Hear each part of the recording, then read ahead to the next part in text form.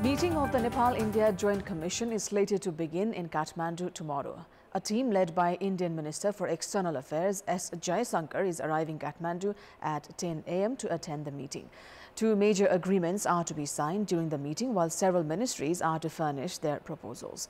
These proposals include air route permit and revision of trade treaty. Meanwhile, 3 transmission lines are also to be jointly inaugurated by the foreign affairs ministers of the two countries. Good evening, I'm Sarah Sapsanama. Let's begin with the headlines of the hour. Indian Minister for External Affairs S. Jaishankar arriving Kathmandu tomorrow. An agreement for 10,000 megawatts power trade to be signed. Nepal looks to propose for air routes, among others. Earthquake victims yet to be rehabilitated due to lack of coordination among 3 tiers of the government. Premier in the House shares another round of assurance. More than 100 killed in twin bombings near Iran.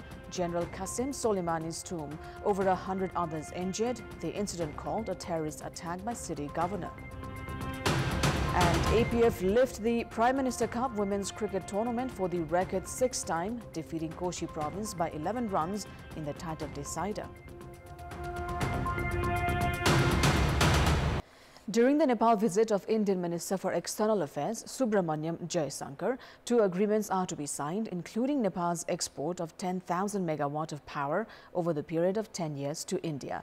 This agreement has been considered a major deal for Nepal's energy trade.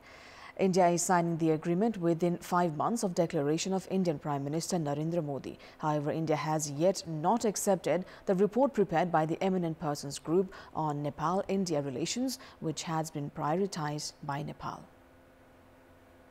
Slated for April-May in India, Indian Prime Minister Narendra Modi is aiming for a 3rd term at office through the polls.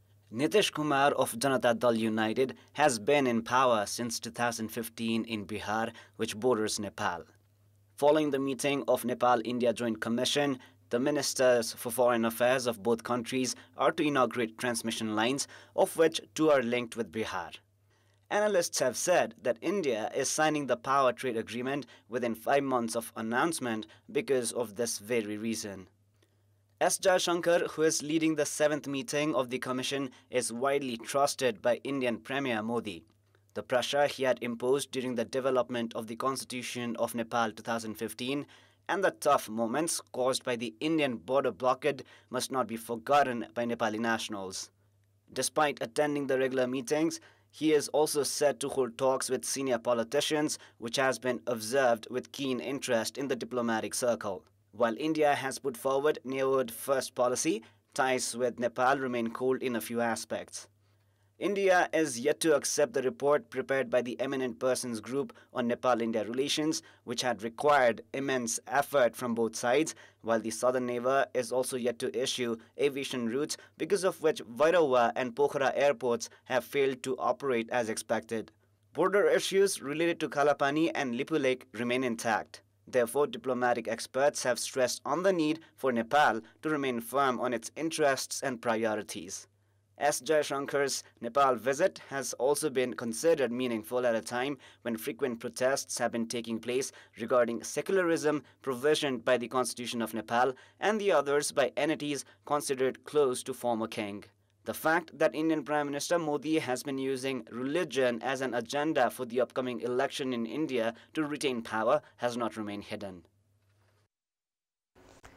4 parties of ruling alliance have dwelt on sharing seats with the main opposition CPN-UML in the nearing National Assembly election. However, a final decision is still awaited. In the meeting held today in Balwatar, Prime Minister Pushpa Kamal Dahal suggested leaders of Maoist Centre, Nepali Congress, Janata Samajwadi and Unified Socialist that the alliance should share seats with the main opposition for the nearing polls. A general discussion was held on the suggestion and, in response, attending leaders opined a separate party-wise meeting should be held before reaching a final decision. The ruling party's joint meeting will take place tomorrow to dwell further, according to Unified Socialist Chair Madhav Kumar Nepal. He also added tomorrow's meeting will be decisive. 19 seats are up for grabs in the National Assembly election slated for 25th of January. CPN-UML chair KP Sharma Oli had met with Prime Minister Pushpakamal Dahal right after the ruling coalition meeting had ended. The meeting attended by the Premier, UML chair Oli and Nepali Congress President Sher Bahadur Dewa also discussed on the National Assembly elections. Sources say Oli had urged the Prime Minister to ensure sharing of seats with his party. Parties have to file their nominations on 8th of January. 20 seats will be vacant from 3rd of March, of which one is under quota. It is likely that CPN-UML could lose the election against the ruling alliance parties. Hence, Prime Minister Dahal has suggested to share seats and eventually move ahead with the transitional justice process with consensus. Chiefs of the local levels in Jazarkot and Rukum West have shared grievances that the federal and the provincial governments had failed to provide support in rehabilitation of the earthquake victims. They came together in the administrative building in Lalitpur's Jalak Hill to share their frustrations regarding inadequate budget by the centre and provincial governments. Representatives of Karnali province government meanwhile said there was a lack of coordination on part of the federal government which had obstructed their works. During the program, Prime Minister Pushpakamal Dahal claimed the federal government had been working for the management of the earthquake victims and added that necessary support would be provided despite the local levels being the main responsible entity. 67,000 families were affected by the earthquake on 3rd of November. 42,000 have already signed an agreement for temporary shelter, 15,000 of whom have already constructed their shelters, while 10,000 others are under construction. The construction process for the rest of the other victims has yet to begin. A person who was presented at the Kathmandu District Court for extension of judicial custody has escaped. Kamal Khadka, who was arrested for dollar fraud, has managed to escape from the district court. A team from Maharajganj Police Circle had presented him at the court. According to the police, search for Khadka is underway.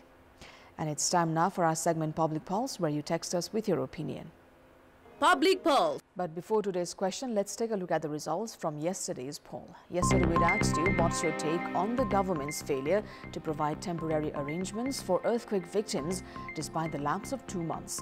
40% voted for option A, federal government's apathy, 13% for B, inability of the local levels, and 47% for C, lack of coordination. And here's today's question. What do you think of a detainee escaping from court premises? Your options are A, weakness on part of the police, B, security in question, and C, possibility of a nexus. The voting is on. Type NEWS, select your option A, B or C and send it to 34001 to share your opinion with us. We'll take a short break here. More news coming up. Representatives of the Teachers Federation have suggested the government to incorporate community school teachers under the federal or provincial government as the education bill is in consideration at the Parliament. The suggestion was made at the meeting of the Parliament's Education and Health Committee held today. This, however, is in contrast with the current proposal of keeping community school teachers under the jurisdiction of local levels. The Federation had presented 61-point recommendation, including provisions for Teachers' Council, the authority of trade union, adjustment of positions, and the establishment of Teachers' Hospital, among others. Now, the government has prepared a draft bill to monitor the use of social media. In this context, in our Public Voice segment, today we've asked in several provinces what should be done and to ensure proper use of social media. Let's take a look at what they had to say.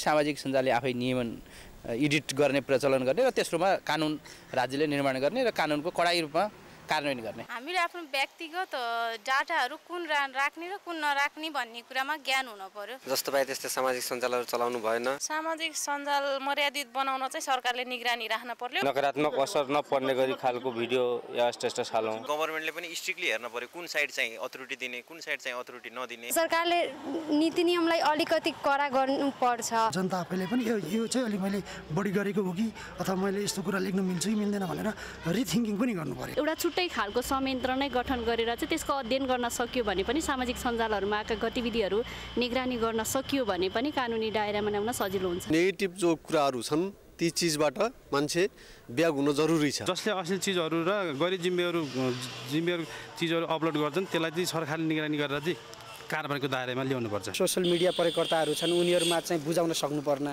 आवश्यकता देखिन्छ। यसको लागि सरकारले क्याम्पेनै चलाउँदा पनि हुन्छ। सरकारले छुट्टै नियम बनाउनुपर्छ सामाजिक सञ्जालसँग सम्बन्धित रहेर। दण्ड र सजायका कडा कानुन लिएर आउनुपर्छ। नागरिकहरूले अनुभूत हुने गरी कानुनको निर्माण गरिनुपर्छ। नियन्त्रण गर्ने खालको चाहिँ कानुन निर्माण गरेर जाँदाखेरि सामाजिक सञ्जाल व्यवस्थित हुन्छ। विभिन्न जनचेतनामूलक कार्यक्रमहरू गरेर यसको दुरुपयोग गर्नेहरूलाई नियमअनुसार कारबाही गर्ने। जुन कुरो म लोड गर्छु त्यो कुरो संसारले हेर्छ, त्यसकारणले म सही कुरा र अरूलाई पनि काम लाग्ने खालको हुनुपर्छ भन्ने कुराले उ सचेत हुनुपर्छ।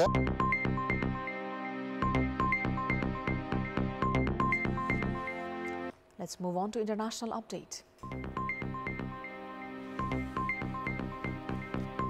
At least 103 people have been killed by 2 bomb explosions near the tomb of Iranian General Qasem Soleimani on the 4th anniversary of his assassination by the US. Dozens more people were wounded when the blasts hit a procession near the Sahib al-Zaman Mosque in the southern city of Kerman. Kerman's deputy governor was quoted calling it a terrorist attack. It is not clear who was behind the explosions, and there were no immediate claims from any groups. However, Arab separatists, Islamic State IS and other Sunni jihadist groups have said they have carried out deadly attacks on security forces and Shia shrines in the country in recent years. Soleimani was seen as the most powerful figure in Iran after the supreme leader Ayatollah Ali Khamenei, before he was killed in a US drone strike in neighboring Iraq in 2020. Today's incident comes amid heightened tensions in the region after the deputy leader of Iran-backed Palestinian group Hamas was killed in an apparent Israeli drone strike in Lebanon. Iranian media reported that the first explosion reportedly occurred at 1450 local time, about 700 meters from the Garden of Martyrs cemetery around the Sahib al-Zaman Mosque. The second took place about 15 minutes later, around 1 kilometer away from the cemetery. Another 141 wounded by the blast, Iranian media has reported. Some of the wounded were in a critical condition, according to state media. Soleimani was commander of the Revolutionary Guard's overseas operations arm, the Quds Force, and was an architect of Iranian policy across the region. He was in charge of the Quds Force's clandestine missions and its provision of guidance, funding, weapons, intelligence, and logistical support to allied governments and armed groups, including Hamas and Hezbollah. Then US President Donald Trump, who ordered the 2020 assassination, described Soleimani as the #1 terrorist anywhere in the world. French President Emmanuel Macron has called on Israel to avoid an escalation in Lebanon after the death of Hamas leader Saleh al-Aruri in Beirut blast.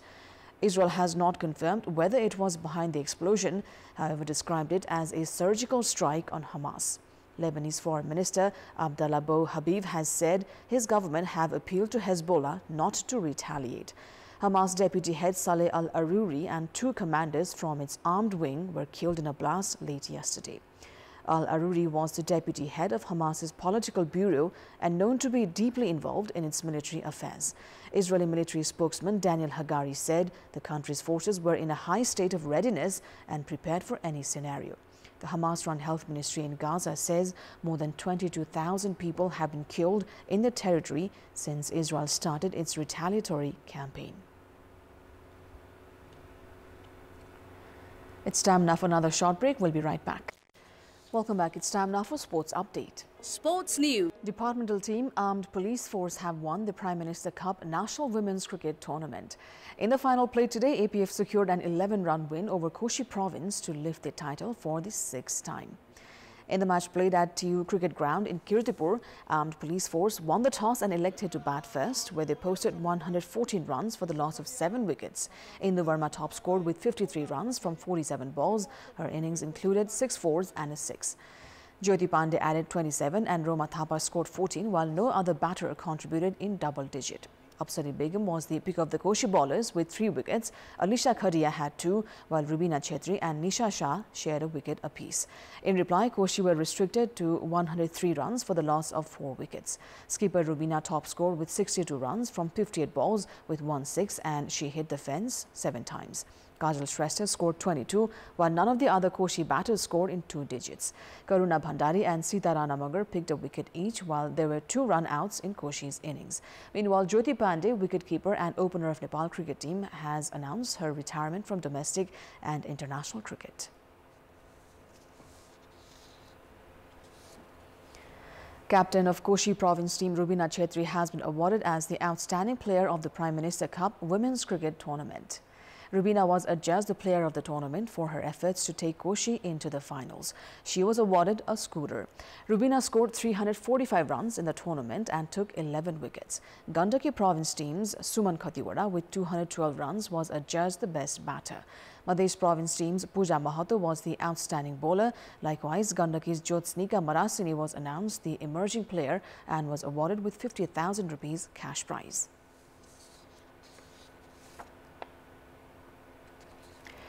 Wicket-keeper of the national cricket team Jyoti Pandey has retired from professional cricket as she lifted the Prime Minister Cup Women's Cricket Tournament trophy with APF. In her last match, she contributed 27 runs off 30 balls. Her team had given her a guard of honour. Jyoti, who hails from Biratnagar, had been playing cricket since 2008. She joined APF in 2011 and had played in the national tournament from Purbanchal region prior to that. Jyoti had debuted for the national team from the match against Hong Kong in 2016. She played 17 T20 international matches. She played her last match in her national jersey in June last year against Malaysia. That is all for the moment. Thank you for watching. Good night.